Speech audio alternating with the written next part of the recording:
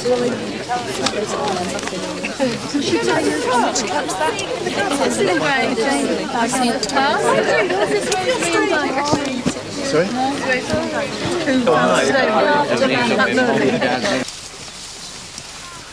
Good evening, ladies and gentlemen. It's lovely to see you here at Holt Forest for Wimborne Community Theatre's last performance of By Hook or By Crook. Can the people are there? Would you like to come and sit in the front here? Because you're not going to see very well because the action happens here in the thing. So if everyone would like just to sort of come in, there's lots of space here, or you could stand at the back over there, because it would be a terrible shame if you don't see it. And while they're moving across, just to say it's a travelling play. The action starts here, but there are 7 or 8 scenes in total happening in different parts of the forest, and we will lead you on a journey to the heart of the forest. Hopefully a journey that you won't just be watching the actors perform, but you will experience some of the charm and magic of this wood. And a lot of the performance has been realised in response to the wood. So it's not just been put there at the last rehearsal, it's been part of our whole our journey to find the meaning of Holt Forest. And just a couple of things, please, as you go and it gets darker, do be careful about, it's a forest, so there are kind of roots and things around as you walk, so do be careful. At certain parts there are also things for you to listen to, and also images for you to see which you won't necessarily stop for, but just to warn you about that. If you have got a mobile phone, if you could please turn them off so that they don't interfere with, I'm going to do that to mine as well. And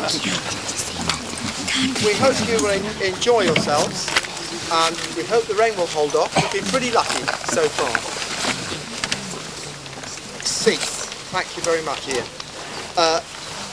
Bring your seats with you. As we go around, what's going to be the best is for the people with seats aim for the front first when we get to a different scene, so that people otherwise can stand at the back, but you're welcome to sit on rugs at the front, and in certain scenes we've got logs down for you to sit on as well. Was that it, Ian? Have I remembered it properly? Thank you very much. Good. Okay, we're ready to start, and we hope you enjoy By Hook or By Crook. Thank you.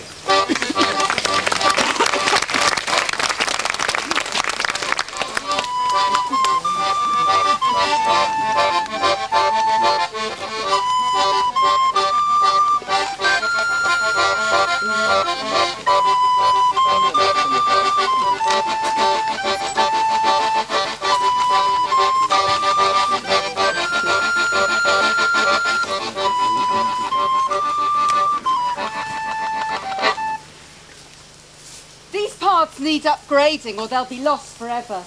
You won't be able to go riding if there isn't a bridle path. Well, some people think horses shouldn't be allowed in the forest at all because they stir up mud so. They think they should go around the outside of the forest. People in cars just don't understand people on horses.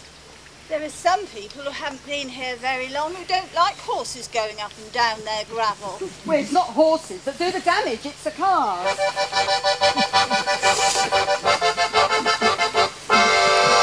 New people don't like things that crow and cattle that blare. All the little farms have gone. And the milk lorries that used to take the churns through the woods, all gone.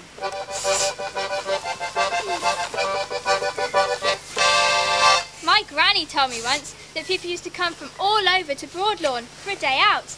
They'd put swings in the trees, throw sweets on the grass for the children to scramble for.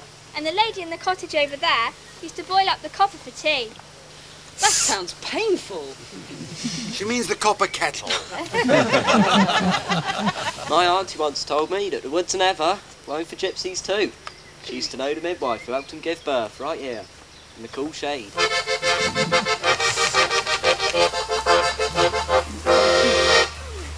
The woods are darker now with all the holly and the undergrowth. More mysterious. People get lost in the woods and never found. Apparently a foreign student once spent all night here in the forest when her horse bolted. She couldn't find her way out. The babe in the wood. She was found the next morning, safe and sound, covered with leaves for warmth. Lost in a wood of oak oaks and beeches, the darkness surrounds you. Whisper of secrets, lost in the ghosts of long dead trees. Most people at school don't even know it's here. Well, we don't want Holt Forest to become like the New Forest, do we? Spoiled because so many people go there. But here it smells of something dead. When I used to ride a few years back, I'd put a sprig of honeysuckle in my collar to overcome the smell. And you don't get much birdsong now. But I saw birds galore. I saw finches and woodcocks and partridges, all sorts of birds, and tits.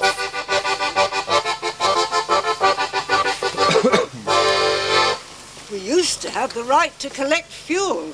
When a tree come down, we went in and cleared it up. If a tree kept the comes down forest across the tidy. bridle path now, you're stuck.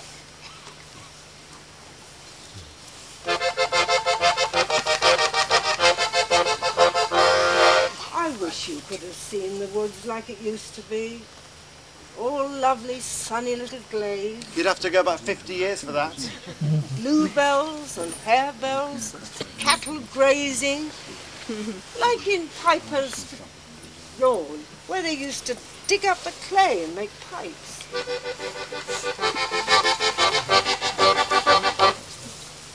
If they want to keep cattle in the forests again, they've got to find a way of keeping them in somehow. Otherwise, we're going to have another huge scare like foot and mouth. Cattle grids and cars and cattle on the road. It just won't work. It's fencing that's what you need. Now, what's this about English Nature's management plan? The echoing backs, the crackle of a branch, the rustle of autumn leaves. A fool sees not the same tree that a wise man sees. Management plan? We should leave this forest exactly as it always has been, as it was. But people expect their common rights, which some people know nothing about. Remember Bournemouth Town Hall, 1973? What that Mr. Settle, the Commissioner, said to us residents? I have a strong objection to giving anyone rights over another man's land. That man being Ralph Banks of Kingston Lacey. Mr. Settle, he thought there weren't any common lands over which common rights could exist in this day and age around Bournemouth. But us commoners, we proved him wrong. And what made him learn the error of his ways? It was coming here to see for himself. Then he changed his tune. He said how he could feel how little the place had changed since time immemorial. That's the heart of it. Our memorials. These common lands of Holt. Enter a world of oaks and beeches, the mystery surrounds you.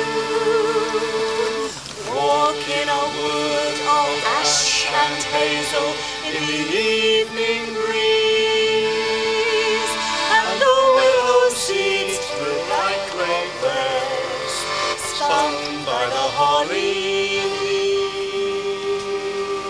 leaves.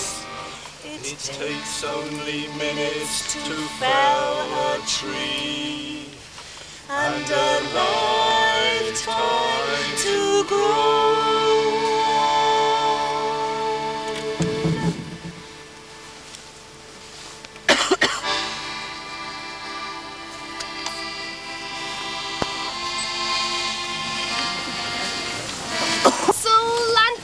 Lived with their mother and father in a poor little cottage on the edge of the woods. Oh, they were ever so poor. Poor Hansel and Gretel. Poor Hansel and Gretel. Shall we say, ah, for Hansel and Gretel? 1, 2, 3. Ah, poor Hansel and Gretel. Poor Hansel had to stay at home all day making broomsticks out of the few bits of wood that his father was allowed to take from the forest. Well, he was jolly fed up with this, wouldn't you be? Yes! I'm fed up with this. Well, Gretel, his older sister, felt very sorry for him. So she thought she would cheer him up by teaching him how to dance, children. You see if you can join in. Are you ready? Yes.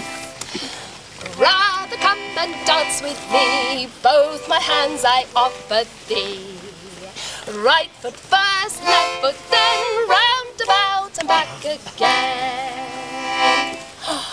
That looks very hard to do.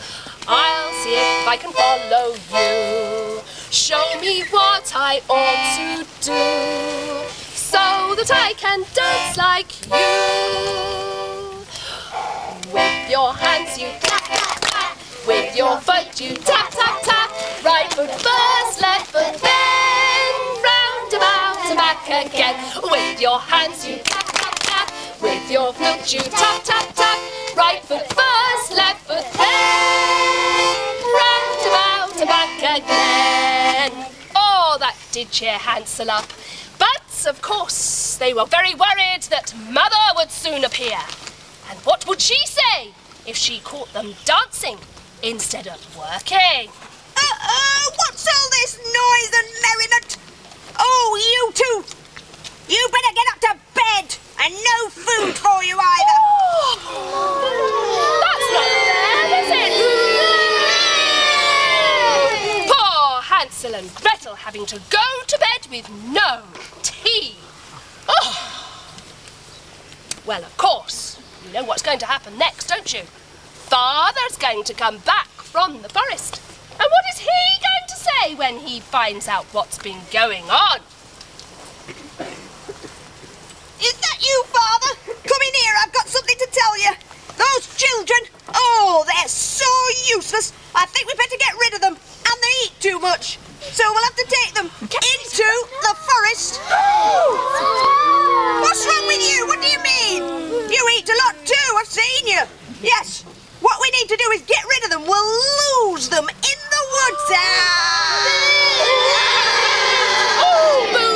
Come on, Father. What a nasty mother! Goodness me, she must be very poor and very fed up to want to do that. But luckily for Hansel and Gretel, they were listening through the floorboards. Have you ever done that? Have you ever heard Mummy and Daddy talking downstairs below and tried to hear what they were saying? Well, Hansel and Gretel overheard. And Hansel said to his sister not to worry. He had a good plan to help them find their way back through the forest so they wouldn't be lost. Hooray! Well, what he decided to do was to take the bread that he knew that his mother would give him in the morning, because she did that every morning for breakfast, and he would place some little crumbs of bread all on the pathway as they went along through the forest, so that when they were left on their own, they could simply turn around and follow the trail of bread back again. Do you think that was a good idea? Yeah. It was, wasn't it? Yes. So you count with me then, and let's see Hansel putting the bread trail down. Here we go. 1, 2, 3, 4, 5, 6, 7, 8, 9, 10. All the way back home. Well, the next morning came, and they were ready to go into the woods. And Gretel sang a happy little song about the woods as they went along. There is a little man standing in the wood. He wears a bright green coat and a scarlet hood. Say, who can that man can be, standing there beneath the tree, in his bright green coat and his scarlet hood? Oh, Father, where on earth has that boy got to, dawdling as usual? Well, Gretel knew that Hansel was laying the trail, wasn't he? That's why he'd fallen behind. She hoped he would catch up very soon. Ah, there you are, boy. Now listen to me. You've got some work to do. Father and I are going in to chop the woods. That's right, chop wood. And you You've got to collect some berries for tea. Get on with it now. Come on, Father. Come on. That's it. Hold me hand. That's it. Lovely.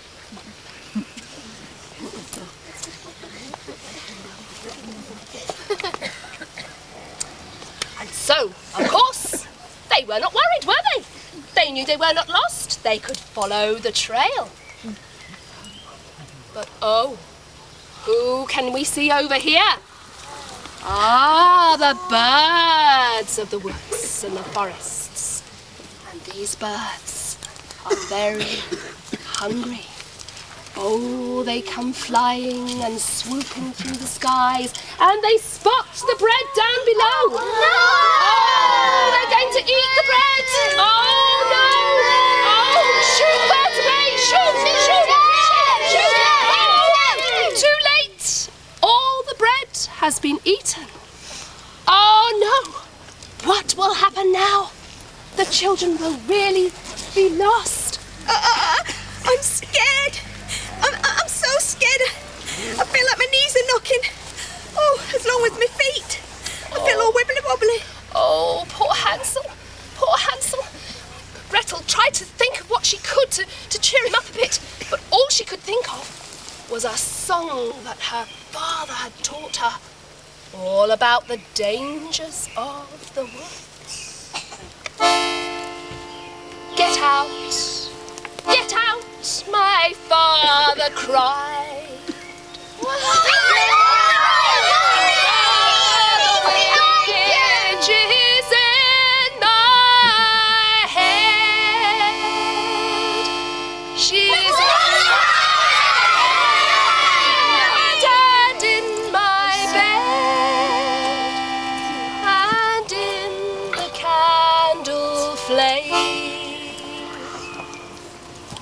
Don't cut the tree, my father cried, for the witch is in the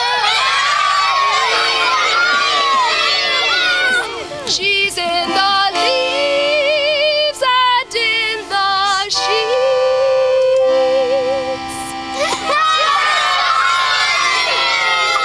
Cloudy sky.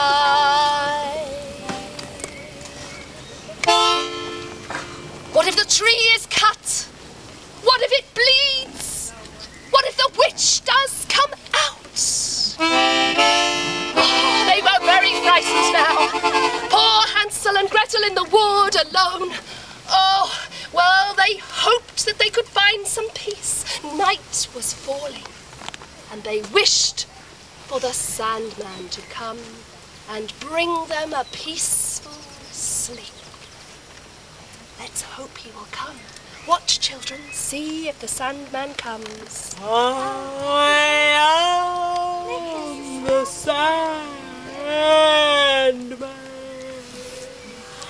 I bring sleep, sleep, sleep, sweet dreams,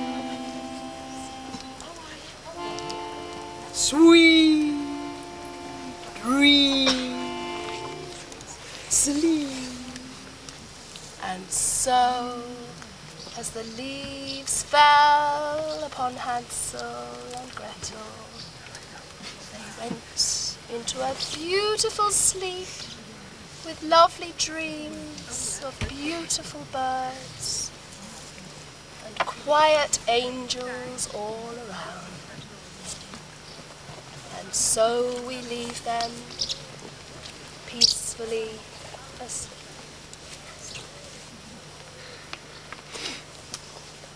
Wasn't that lovely, children? Let us show our appreciation of the puppet show, children. Children, that will suffice. Thank you. Now turn around. Quickly. Come on, Fred. Good evening. I am Miss Booker, Miss Suzanne Booker, headmistress of Gaunt School, Holt Parish. I teach standards 4, 5 and 6. I believe we are a happy school.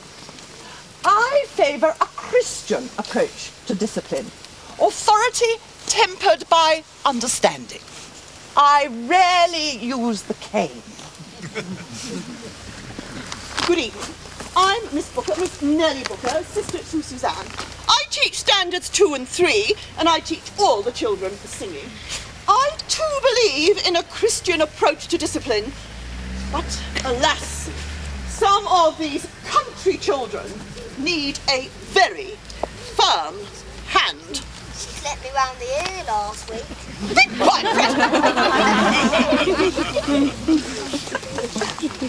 Ladies and gentlemen, today is rather a special day. As part of our fair on Broad Lawn, we shall all be going on a family nature study walk. Isn't that exciting? Children, thank you, Miss Booker. No need to overdo it. We do not want tears before bedtime. I shall be pointing out a wide variety of flora and fauna. If you go ever so quietly, you may... will go ever so quietly. You may glimpse one of God's wild creatures. Of course, once the forest would have resounded with the howling of wolves and bears. Really, Miss Booker? Yes, dears, yes. Children, would you not interrupt? Please mind your manners. But these days, the woods are a much gentler place. Apart from the beautiful oak and beech trees, Capreolus, the roe deer. If you are very lucky, melees. What's that?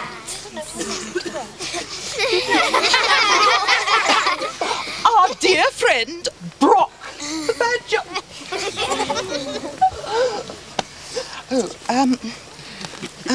Then, of course, there is all the history. Miss Booker, we do need to get the children back here before nightfall. Oh, yes, of course, Miss Booker.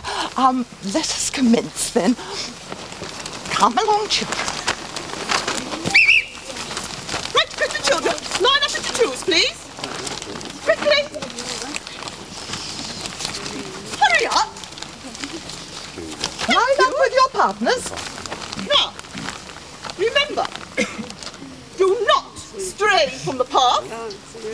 And remember the golden rule. There is no talking while you're walking. Is that understood, children? Yes, Miss Booker. Yes, Emily? Yes, Gertie? Shall we go and find Miss Percival with the picnic, Miss Booker? Yes. Hurry along, dears, and don't keep to the path. Are we all ready? Everyone? Are we ready to move? Yes. Do find a partner. Come along.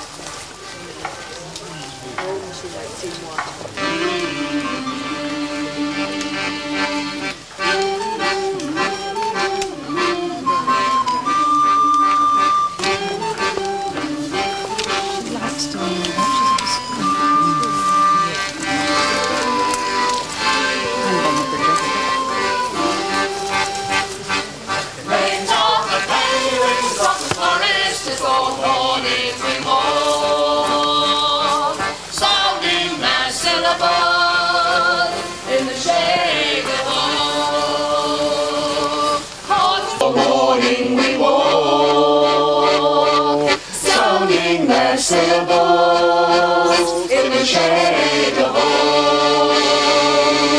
Horses crossed to Newman's Lane, by the Coppers to Dowager's Ford. Over Raven's Ford at Turnham's Lord, and from thence to Bayford. And let's see the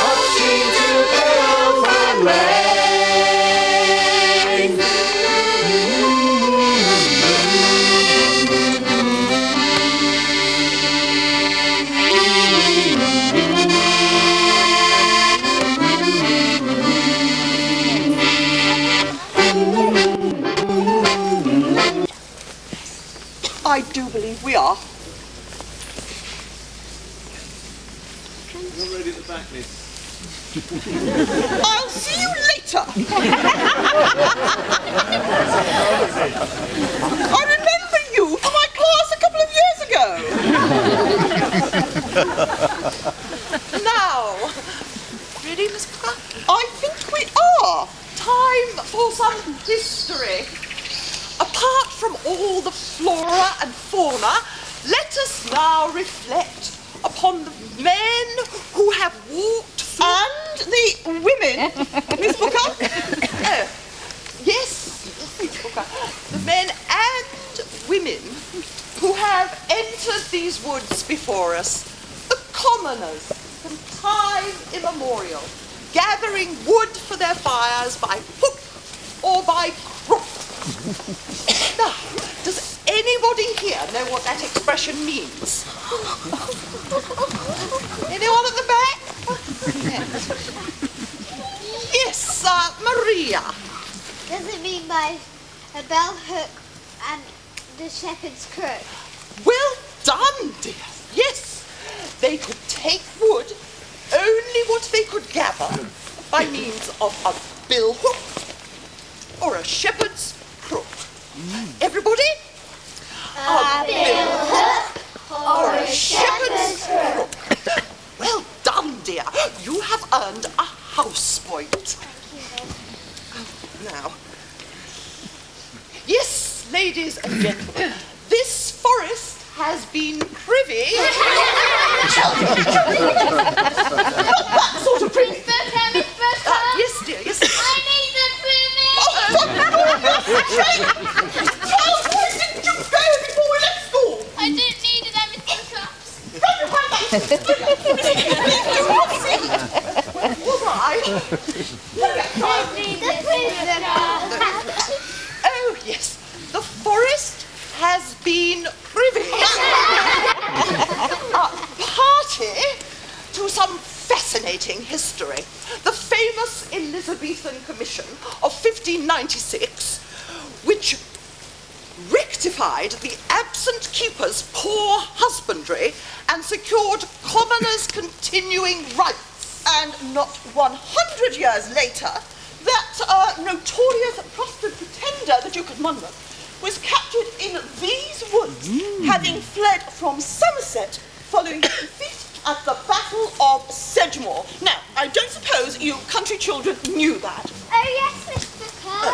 Grampy told us that story. And he said you can still hear their voices, Miss. Trapped in the forest like ghosts. Oh, stop the nonsense, child.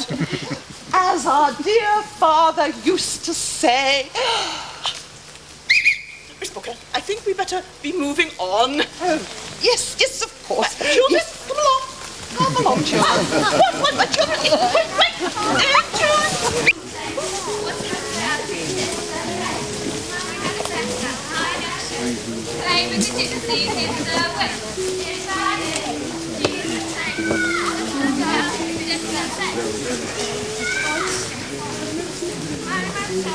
I never said in the woods. If I did, she would say,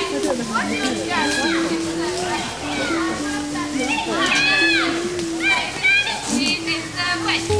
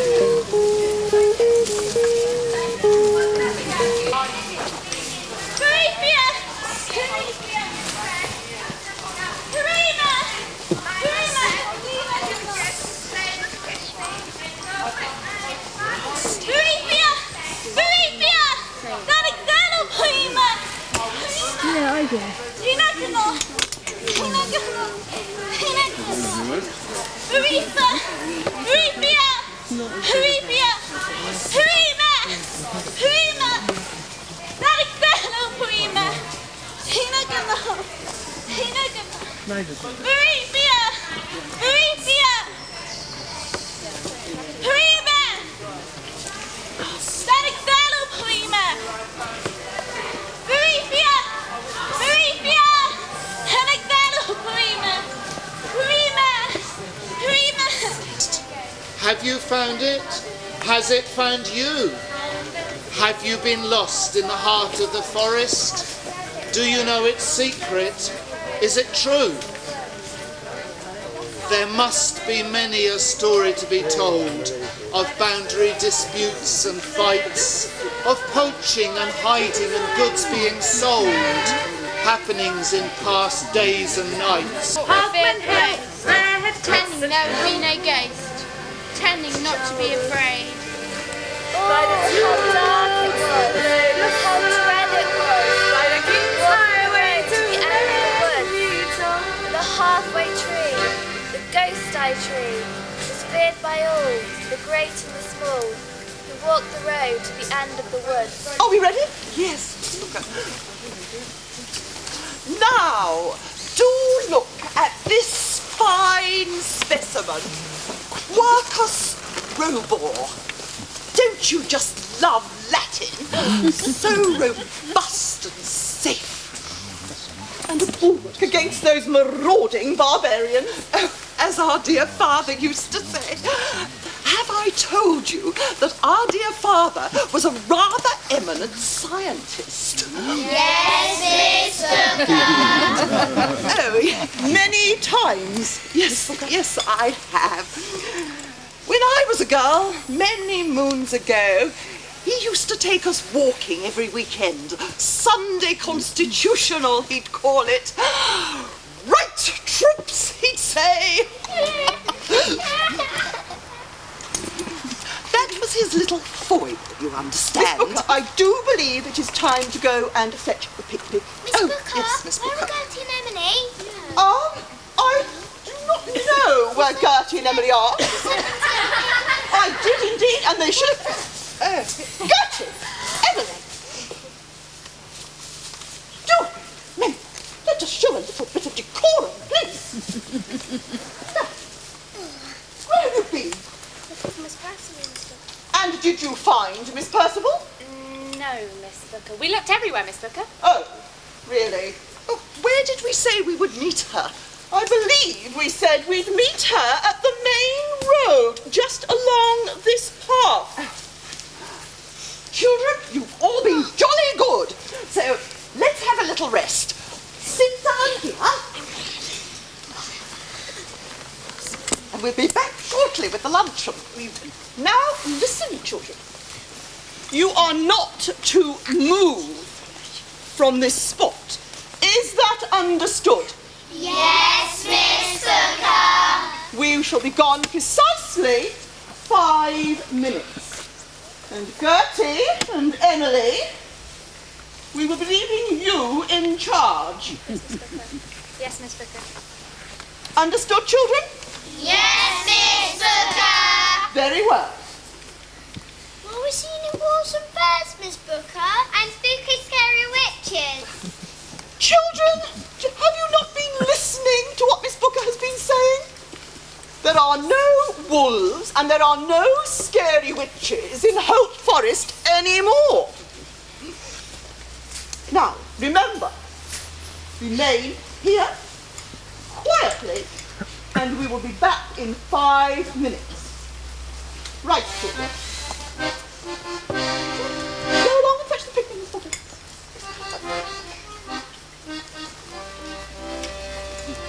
Where is that wretched girl?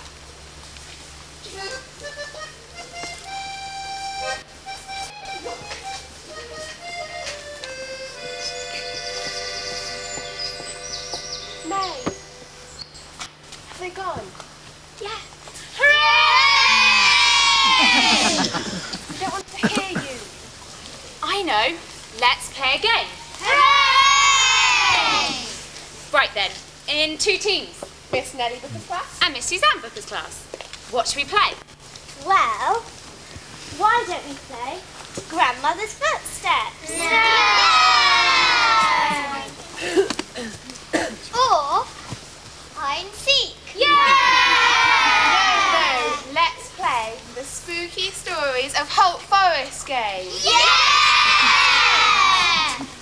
So, who's going to start? I'll greet. You can all watch. Come on, everyone, get ready. Hurry, Martha. Well, long ago, long before we were born, they do say that there were a pair of wizened, wrinkled and wicked old witches living in this old forest. Well, it is a bit obvious though, Miss Booker, Miss Booker. Don't interrupt. Sorry. It's all right. Anyway, one day, one of the witches, whose name was Wilhelmina, arrived at this very spot. With her magic black cat.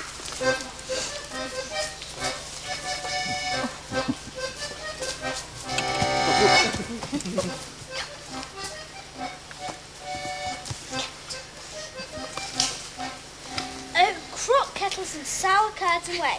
Plus, it's no fun being a witch and having to live in scratchy bushes. My sister has a beautiful castle. It's not fair. Servant! Servant! Yes, mistress? Build me a house. A fine house. Here, now. Yes, mistress.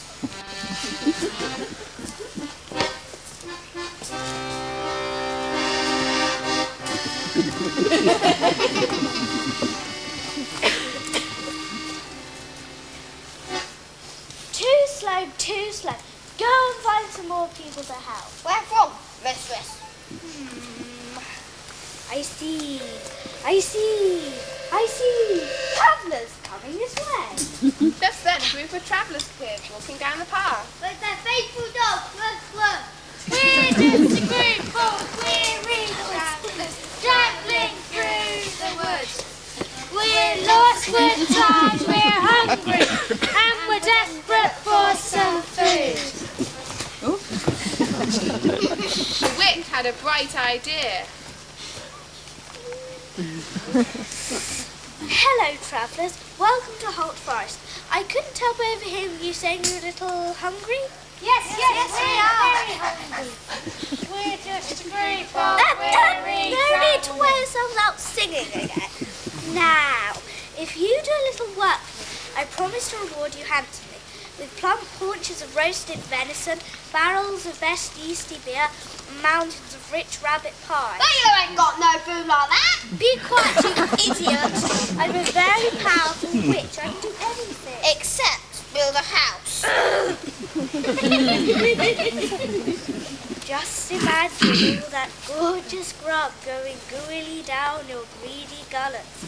Taste the mincy-wincy morsels of meat in your chomping choppy wops, and the juicy-woosy bones.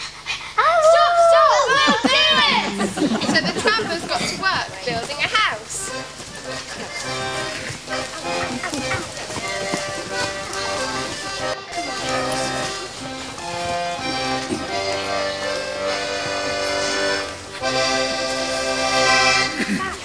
We're done.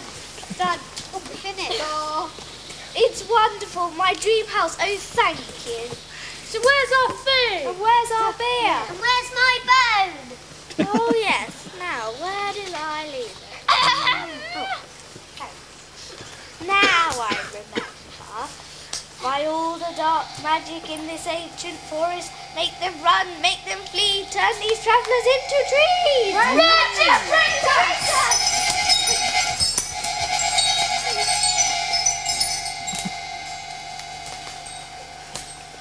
But just as the witch was about to enter her lovely new house, there was a terrible crash of thunder. The greedy witch's even greedier sister, Walpurga, had arrived on her magic broomstick. What's this? A new house, sister? Maybe. What's it to you? I want it. You've already got a house. Not like this one. Too bad. Off they go again. Always arguing. Quiet, you! Who asked your opinion? Gimbly gumbly, don't be thick. Turn silly servant into a stick.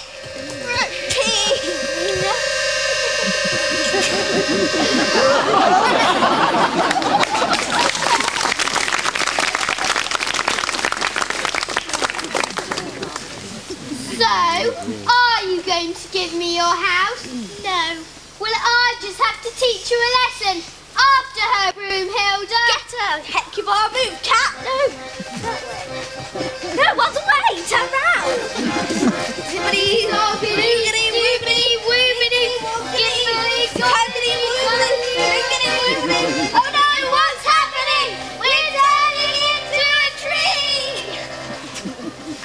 look closely at this old oak tree, you can still see the Wicked Witch's face. Really? It looks just like Miss Nellie Booker. So what happened to the wonderful house that the poor travellers built? Over the years it just tumbled down, was lost in the forest floor. But every midsummer's night, the same night on which the two witches fought and turned each other into this tree, they say that you can see the wonderful house again and hear the song of those poor, weary travellers. We're just a group of weary travellers travelling through the wood. We're lost, we're tired, we're hungry, and we're desperate for some food.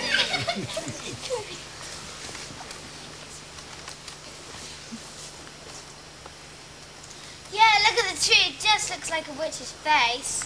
That was a good story. Whole forest must be full of ghosts.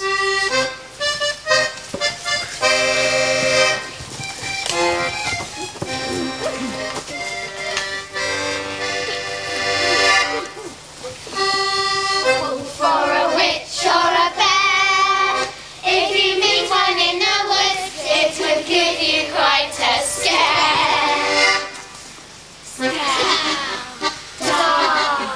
Cold,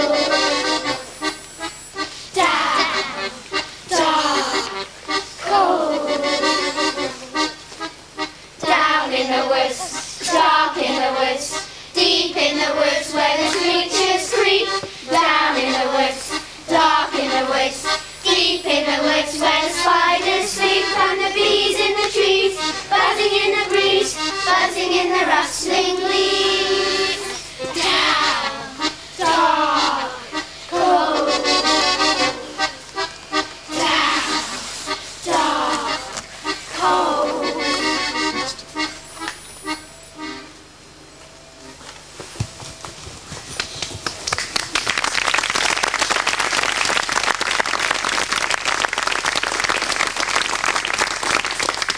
The forest is full of magic, yes, but not the magic of horrid old greedy witches.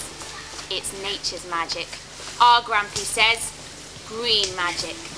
Look around you. Listen. It's time for our story now.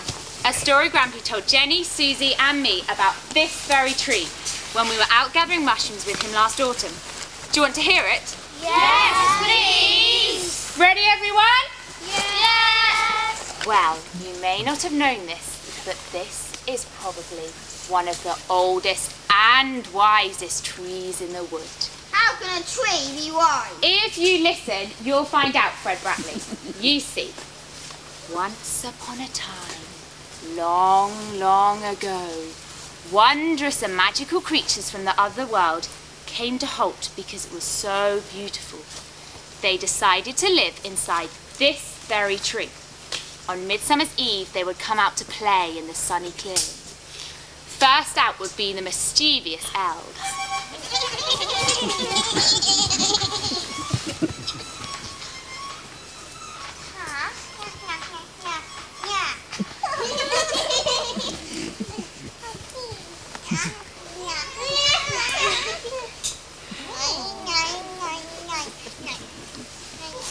Sometimes their pranks could upset forest children.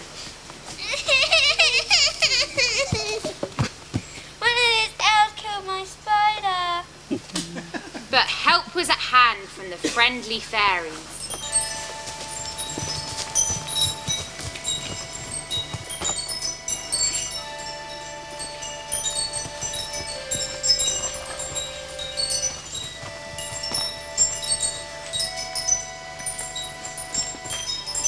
Yay! My spider's alive!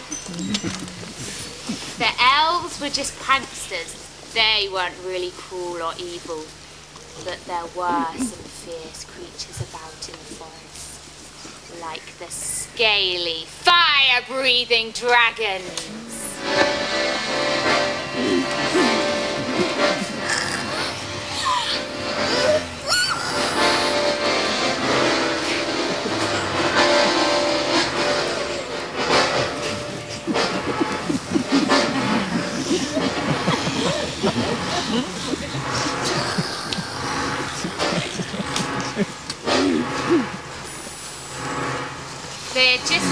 2 big holes in the magic oak tree when a strange and wondrous whinnying was heard. A magical unicorn appeared. Dragon, dragon, stop your fire, else the forest will expire. With my horn I blow you peace, may your heated outburst cease. From then on, the dragon too became a friend of the forest, and all was happy for many, many years. Josephine, you carry on. Thanks, Emily.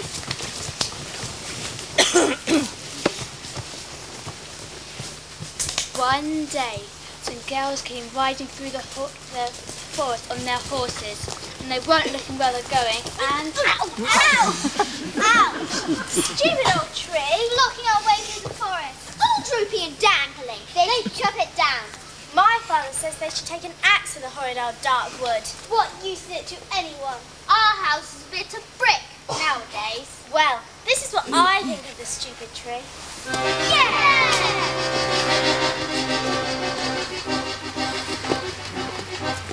Suddenly, they heard a squeak coming from the tree. And a girl suddenly fell in. Something's dragging her in!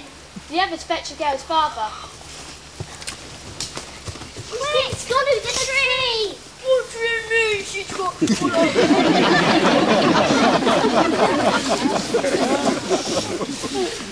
Stupid old nasty oak tree! Give me back my daughter, I'll chop her into tiny pieces.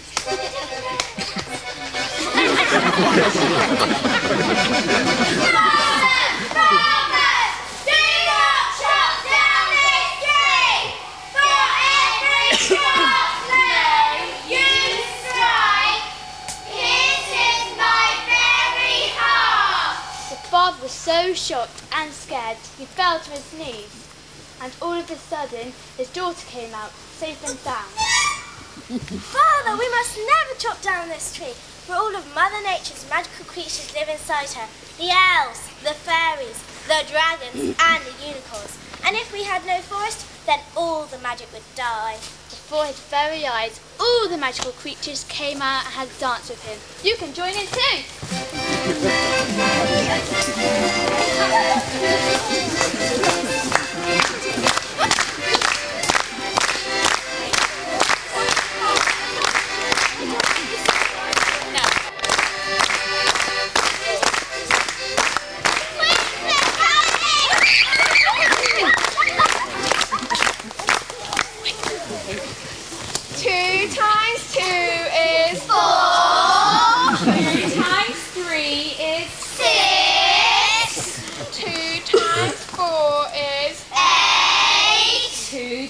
Five is 10.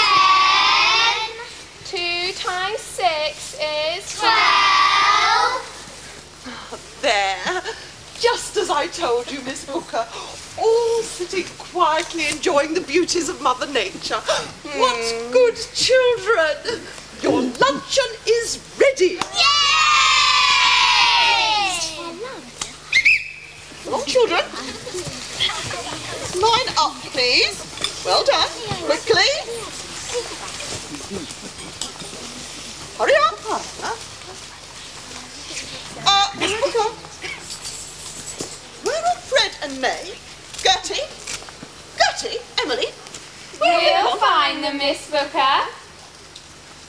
Yes, run along. Catch us up later. Where can they have got to? I don't know, but girls, do not be too long. Right, children. Are we ready? Yes, Well done. And as we go, we shall sing all things bright and beautiful. Follow me. All things bright and beautiful.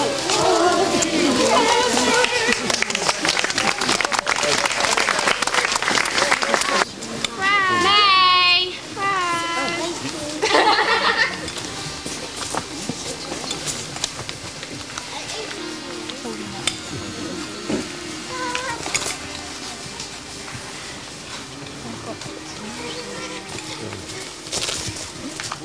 Hey! They've gone! Where? Not sure. Can't see them. What shall we do, Fred? Listen. What's he see. Where? That way. What should we do, Fred? Follow it, have an adventure. All right. Fred? What, mate? You frightened? No. You? No. Good. Come on, then.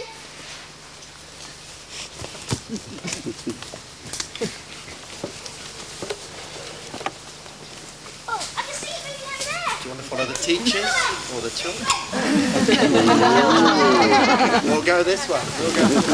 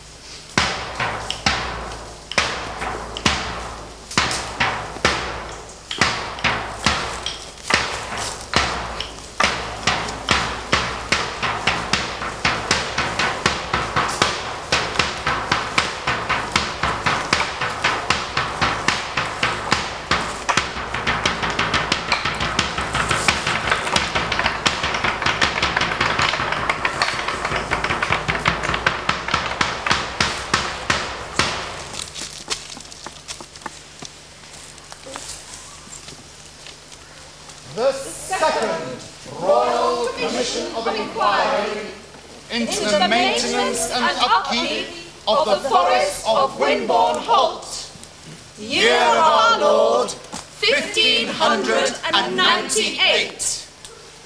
I, Sir John Poyce, surveyor to the Duchy of Lancaster, come with 6 other commissioners appointed to reveal the findings of the second Royal Commission of Inquiry into the boundaries, Palings, livestock and timber of Wimborne Holt Forest, property of Her Majesty Queen Elizabeth. God save the Queen! Authorised record of timber extracted from the forest. 52 trees used in the building of the Guild Chapel at Blandford Forum.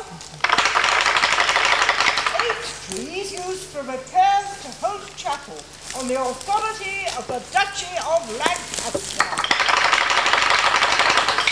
4 long straight saplings for the spire of Wimborne Minster. And the current quantity of timber in this forest? 6,697 timber trees of all sizes. 1,524 dotes. Which will suffice to maintain the paling for 30 to 40 years. And what of the deer enclosed by the palings? We have also examined the palings surrounding the forest and counted the deer currently residing in the forest. Only 3 years ago, in 1595, there were 80 head of deer in the forest and the chase, and 60 in the park. Now, 3 years later, these numbers have greatly decreased because much of the fencing has been allowed to fall into disrepair.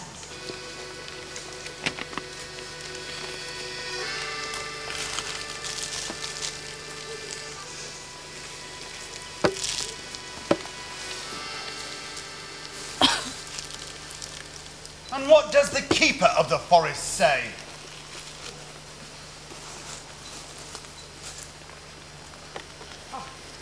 Appointed keeper in 1594, Sir Thomas Shirley is rarely, if ever, in residence, preferring to spend his time travelling abroad or staying in his manor house at Sutton in the county of Surrey. In his absence, he has, however, been exceedingly busy. For example, he has purchased burnt oak coppice for the sum of £20. And that same coppice is now utterly spoiled by means of the ill fencing done.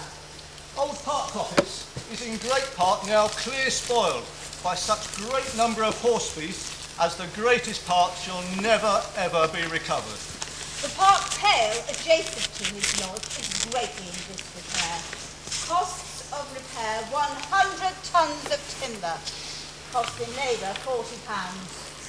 And furthermore, we have learned that during his time as keeper, Sir Thomas has ordered, without authorisation, for much of the timber in the forest to be felled and sold towards his own profits. And allowed most of the property to deteriorate. Also stands accused of purchasing the right to collect tithes from the neighbouring parishes, due to the governors of Wimborne Grammar School. The very next day after his purchase, Sir John is reported to have mortgaged the lease to a London goldsmith. Stop. This commission must restrict itself to the management of the forest of Wimborne Holt and its impact on the farmers and commoners.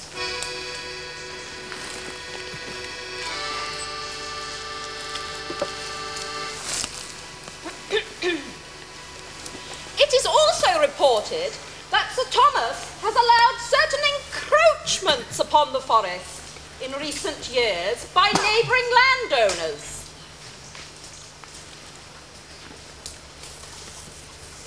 Sir Matthew Arundel of Ham Preston has encroached some 200 acres. We find evidence that Mr. John Arney of the Manor of Ovens claimed 400 acres of Holt Heath.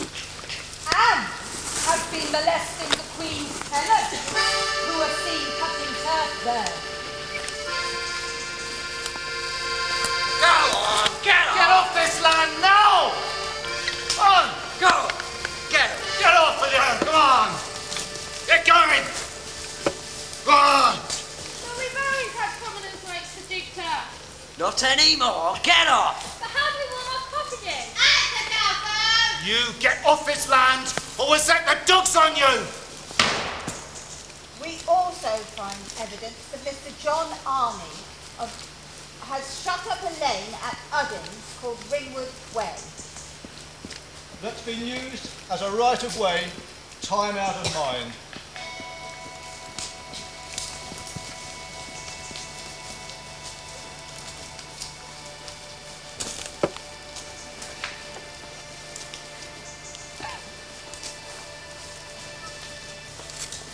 Stop!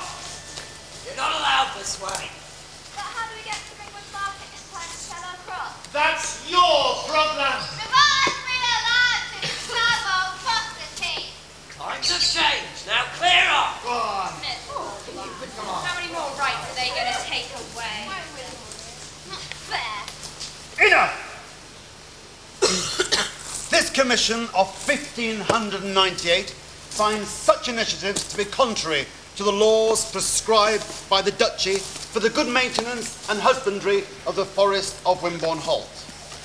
It is therefore recommended that Sir Matthew Arundel of Preston and Mr. John Arney of Uddins action be taken against these.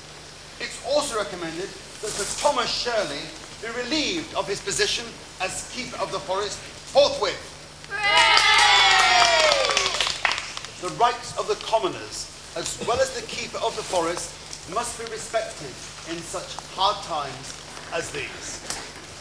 This ends the commission of inquiry into the management of Holt Forest, year of our Lord, 1598. God save the Queen!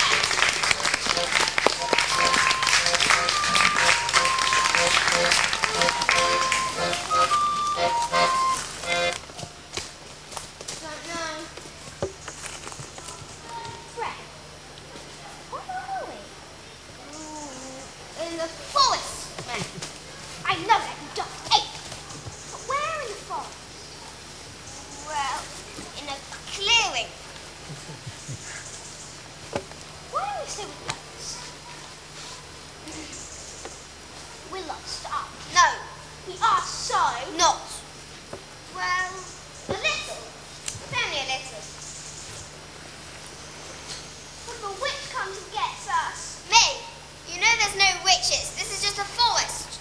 A very old forest. What are we going to do? Listen.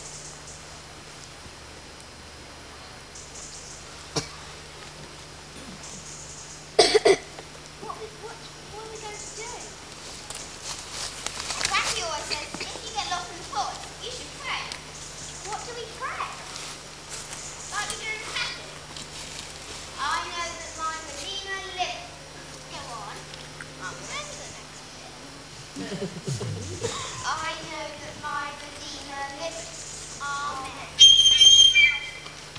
What's that, Fred? Is it a witch coming, Fred?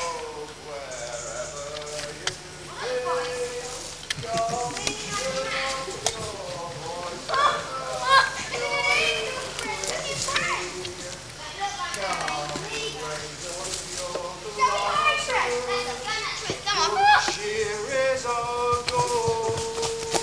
Give me the punch ladle, our Father. Ghost, Fred? No, ghosts don't giggle. How do you know? Everyone knows. Ghosts don't giggle. They wait. Oh, let's walk for it. Our wives, they may bluster while we lies at our ease. Let 'em scold.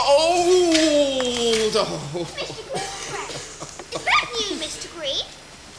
Yes, George Green in the green. In what? The greenwood, you know, like Robin Hood. Hey, who put this bike here? Was it you two rascals, eh? Having a laugh, eh? Well, don't just stand there. Give us an hand. Come on, Fred. It's only Mr. Green. But Mother said, come on, help me free the boy. We shouldn't go near him. Why not? Because he drinks like a lord. Well, the Lord is good, Fred. You should know that. You were just praying to him. Not the Lord, a Lord. It's a saying, isn't it? Well, I don't care if he does drink the Lord. As a Lord. I like Mr. Green. He gives me apples to eat. I don't care if he does drink the Lord. As a Lord. I think we can help. We can't, like it says in the Bible.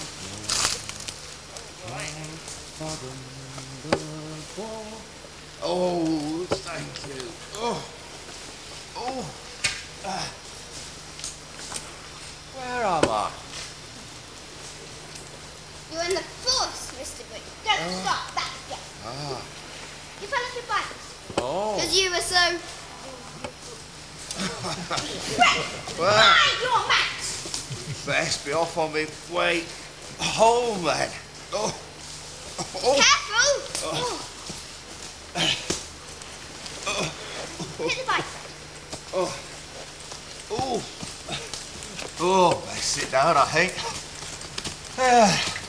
From France we do get brandy, from Jamaica comes rum, sweet orange and lemon from Portugal comes, strong ale and sweet cider, old England uphold.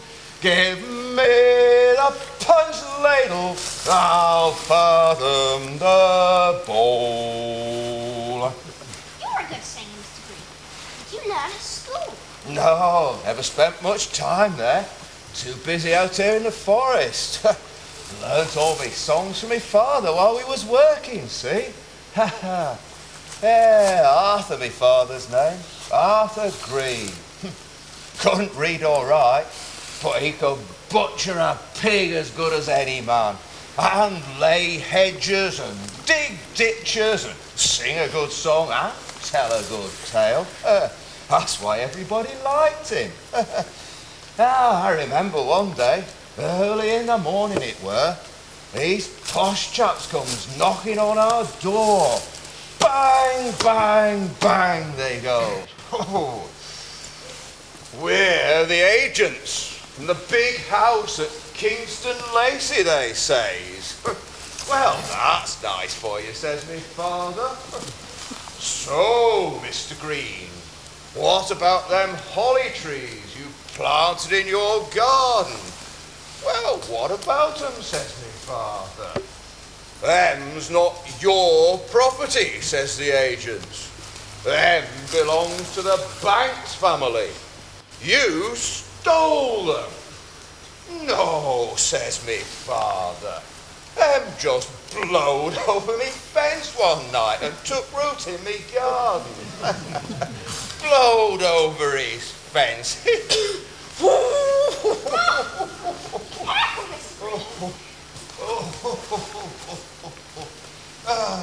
But them agents didn't laugh. Faces like pokers. They only went and took him to court. Just for some holly. But that weren't the end of it, lad.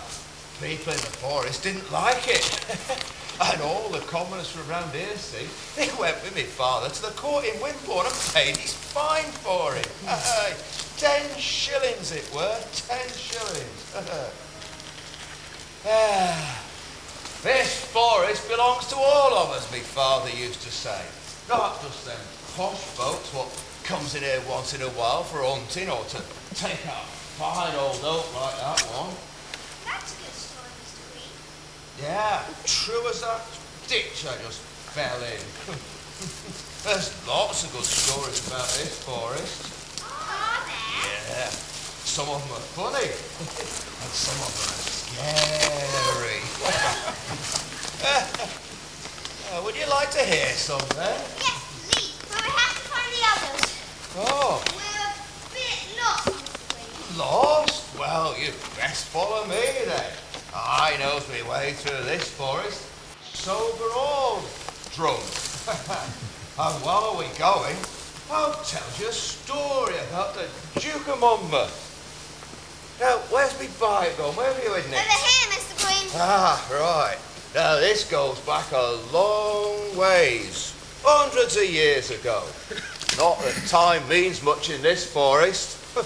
Like that tree over there, see him? He's been here more than 300 years, he has. In fact, he probably stood and watched what I'm about to tell you. Come on then, let's be off. Now, there was once this very rich and noble man, and he was known as the Duke of Monmouth. Protestant by faith he was. My father taught me a song about him.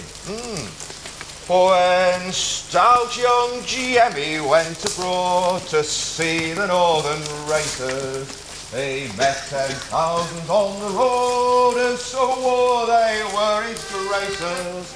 They flocked about him night and day, they made the sky to ring.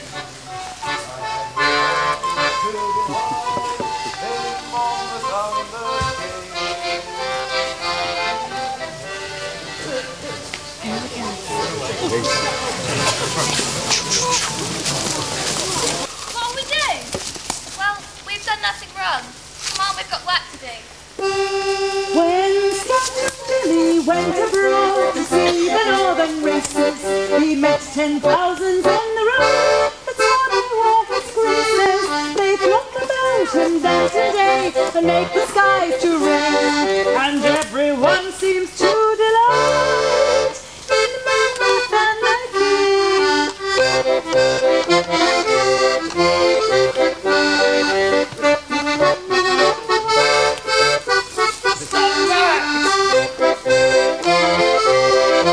Stop! That's enough. There'll be no more of them rebel songs. Understand? Monmouth's defeated. Beaten by King James II through King's army at Sedgemoor. I knew it. I told you. No, it can't be true. They said all the people would follow him. I took Bolton's house! Here. Where is Sedgemoor then? Not around here, Amy. Over west in Somerset. Now listen here, you lasses. The Pitchfork Rebellion's over. The Raggle-Taggle army have all been killed or wounded. So we'll have no more of that rebel talk. nor of a true Protestant king. Ha! Do you hear? You sure have got the true religion! They come, Sarah! God left the Duke of Monmouth! That's right, Sarah, you tell him. Silence, or I'll shoot. You need to put a gag on that Sarah and that Amy Ferrant. Don't you go causing no trouble now. We've had enough fighting and fretting. Enough reaping a bitter, blood-red harvest. You girls are too young to remember, but we lost menfolk in the Civil War. Brothers, Husbands, sons, both of them. we don't want any more of that. We don't want any more killing, do we? Monmouth only cared about himself, not commoners like you or I. That's a lie, Watson Boswell! You ain't come around these parts! That's right, you filthy foreigner! Where does she come from then? Horton. All of you. And you. Now listen, lads. You know Monmouth, some of his cronies had come through this forest. We followed him from Somerset, see? And we know his horse has gone lame, so now he's on foot, with only 1 or 2 servants to help him. Running away, like the curt cowards they are. Lies! Have you seen it? No. The Duke of Monmouth? No. Look, here. Here's his portrait. Oh, for goodness sake, save yourselves, you foolish girls. Handsome, isn't he? Nose as fine as china. Eyes like dark blue strawberries. And a true Protestant heart beating in him. Won't look so pretty once we've ripped out his true Protestant heart. The crows and the worms have dined on him, so we've stuck him on a pole. Like all the other pitchfork rebels, chopped up and harvested into nice, neat quarters. The fields of the West Country are stooped full of them. So then, which of you have seen him in his fine livery and all? There's money, a reward. Go on, girls, think of your starving family. That's right. No, I've not me. No, if I had mine, fine if done like that. They haven't been this way. It's a mighty big forest, and maybe they went that way. You best be telling the truth. Oh, Have you seen the Duke of Monmouth? have you seen him? No. Seen him? He went that way. Have you seen the Duke of Monmouth? Is he hiding here somewhere? He's over there. What's the Duke doing around here then, Sarah? Probably trying to get to the coast. Poole Harbour, maybe. My God, keep him safe and speed him on his way. Come on, time to fetch the next load. What's that Amy Ferrant staring at? She's a dope, that one. That's just true, like and no mistake. She's just like her mother before her. And her father, do you remember him, John Farron? Traipsing round the forest, singing like a lark. What a family. Look at her, weak in the head, isn't he? I think we'd better get away from her.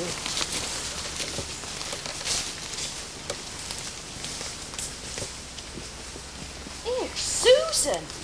The Duke of Monmouth. He's an handsome-looking fellow, isn't he? Best not think too much on it, hey, Amy? Come on, let's go. Oh, and eyes as big as sloes. Now the fatal fight is over. Valiant Monmouth must away. If we had but ammunition, we'd surely win the day. Is this place here? Careful, sir. Careful. No one's seen us. No one here at all? No, just... Look, sire. Perfect. Rags? Peasant smocks, sire. If we put these on very quickly, we may yet evade capture. But hurry. It's wet. No time to worry now, sir. Hurry. They're gaining ground on us, sire. What strange beast be that? Quickly, sire. I beseech you. Come on, Squire, give me a hand here. Yes, sir.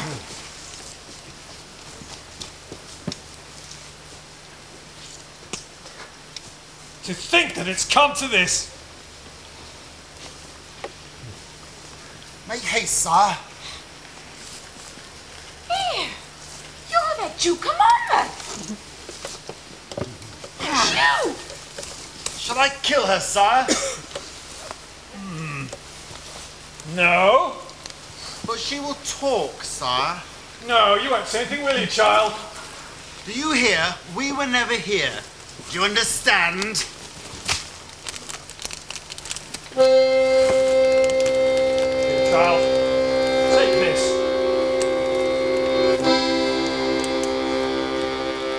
Sir, I beg you, you must fly!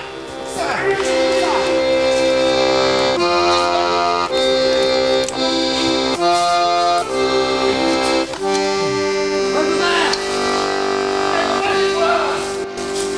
But they went that way. You, go. Me, sir? Where is he? Who, sir? The Duke of Monmouth, idiot. I don't know, sir. Well, we know he passed here just now. You must have seen him. No, sir. Someone in the farmhouse over there pointed us in this direction. Well, what are you standing here for then? Shaking like a leaf.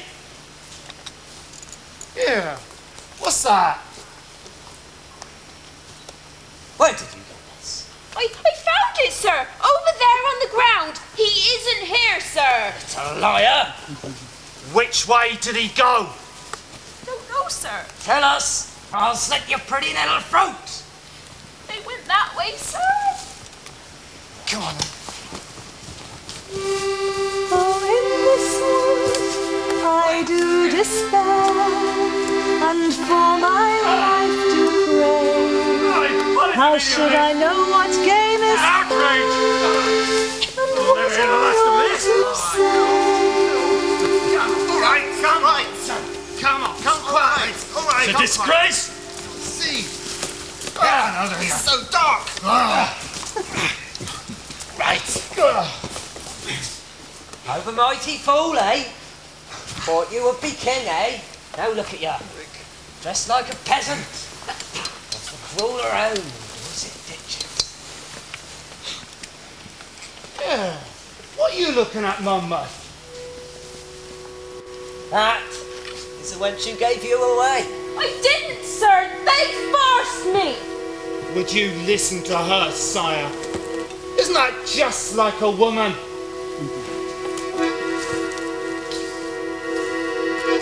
May you and yours die a lousy death. Come on, you. King hanging judge. Judge Jeffreys wants to work with you. Come here. Out of my way.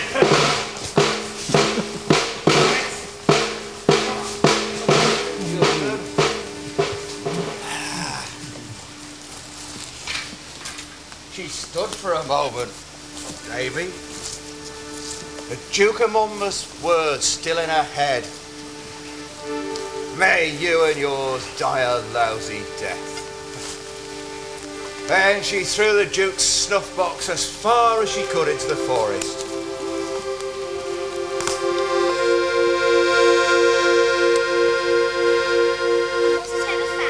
It was that, and some do say, the curse spread down Amy's family like a creeper with their lives in its grip. Crops failed, families fell apart.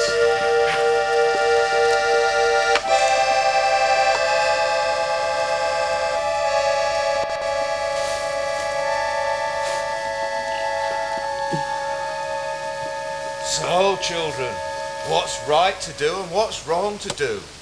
Amy never knew. She asked her diary over and over what she should have done for the best. My grandmother used to say she buried it in the forest hereabouts, under the roots of a tree. Oh, in this wood I do despair, and for my life do pray. How should I know what game is fair?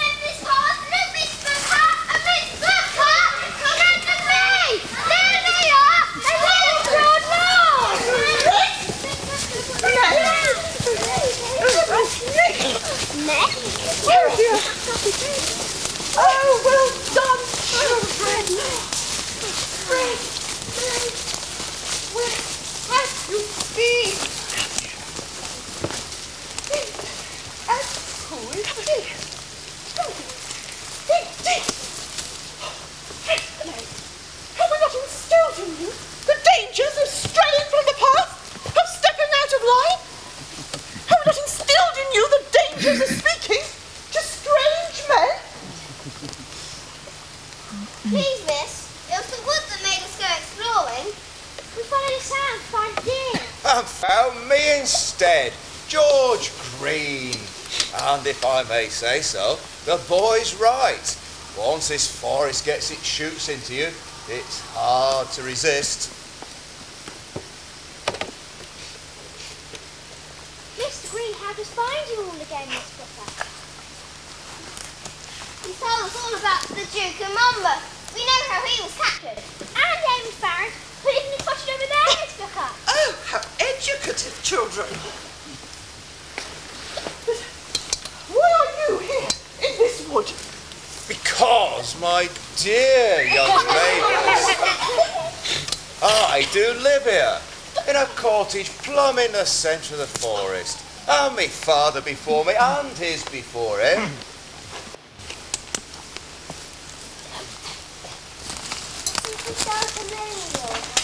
No, goodness me, no. I got cabbages, I got roses, I got ducks, I got chickens, I got a good hearth, and all the wood the forest lets me have. Don't you get cranky at night being noises in the wood? Oh, I do that. Hear noises, that is. Strange and wonderful noises. And then I do imagine all sorts. But these trees never hurt anyone. It's only people who hurt. Great, Mr. Green.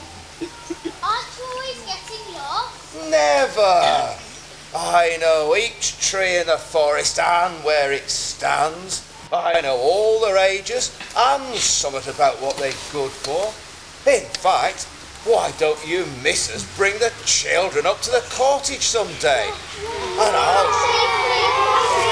I'll show them some of the forest secrets. Oh, how wonderful! I do beg your pardon. I hate to interrupt, Mr. Green, but we really do need to get the children back to Broadlawn before nightfall. So what are we waiting for, my dear? Let's be off on the path then. I'll have you back in a twinkle of a sparrow's eye. Well, would you care to ride pillion on my bicycle, dear?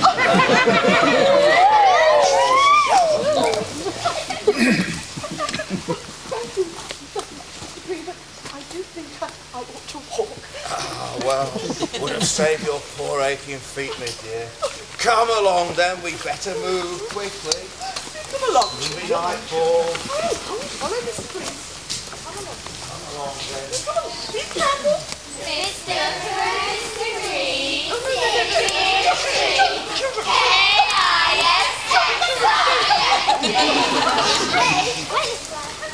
What's red? Listen. Is it the deer again? Not sure. Something stirring. Deep in the forest. Fred, May, please, my dears, don't let us lose you again. Come along, and I will show you all the beauties of the evening as we pass. Look, they've lit our way. Did I ever tell you when my dear father showed us a beautiful venture?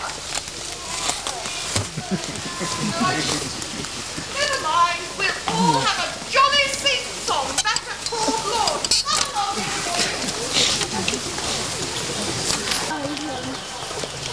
Because there's so many of them. Very raucous sound.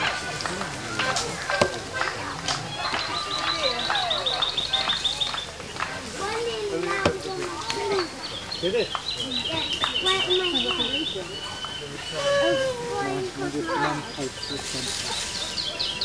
Go by Crook, reach for the fruit by the go by Crook. Never get sold by the go by Crook. Learn the best path by the go by Crook. Say the chance by the go by Crook. Watch the seeds go by the go by Crook. Learn the best by the go by Crook. Light and share by the go by Crook. Before it's too late.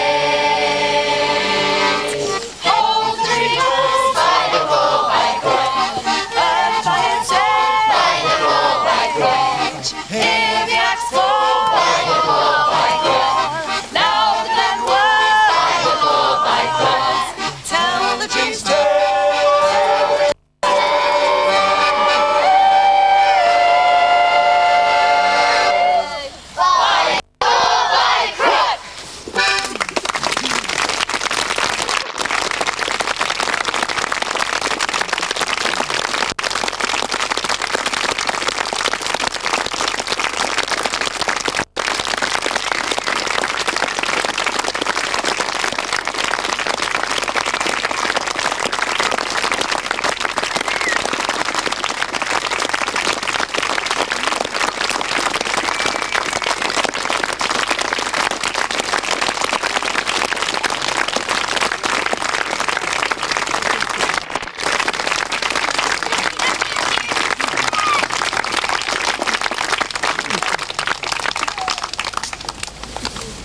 Thank you very much.